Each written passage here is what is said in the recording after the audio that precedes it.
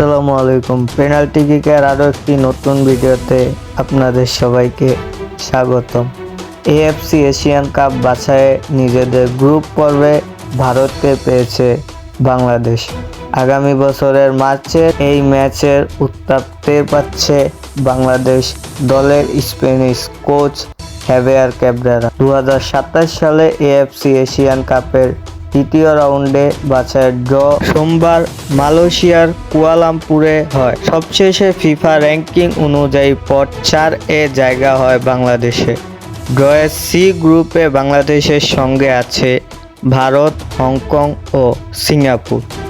গ্রুপের 4 দলের মধ্যে ফিফা র্যাঙ্কিংয়ে সবচেয়ে পিছিয়ে বাংলাদেশ। 185তম এই গ্রুপের শীর্ষ দল ভারত। ফিফা র্যাঙ্কিংয়ে তাদের অবস্থান 137তম স্থানে।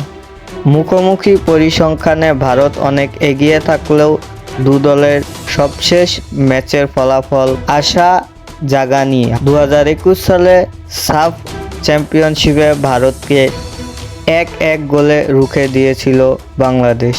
2019 সালে বিশ্বকাপ বাছাইয়ে কলকাতার সল্ট লেকে ভারতের বিপক্ষে এগিয়ে থেকেও 1-1 গোলে ড্র করেছিল লাল সবুজেরা।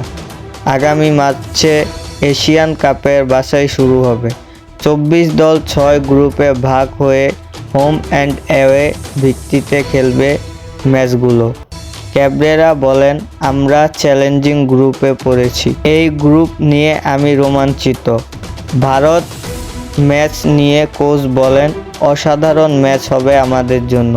রোমাঞ্চকর গ্রুপ হয়েছে, চ্যালেঞ্জিংও। এটি একটি আকর্ষণীয় গ্রুপ।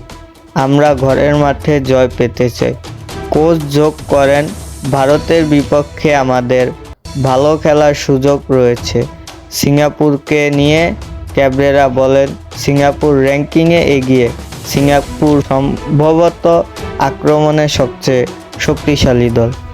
আমাদের ভাবনা রয়েছে তাদের সঙ্গে লড়াই করার। উল্লেখ্য, এশিয়ান কাপ বাছাইয়ের প্রথম ম্যাচ আগামী 25 মার্চ ভারতের বিপক্ষে মাঠে নামবে বাংলাদেশ।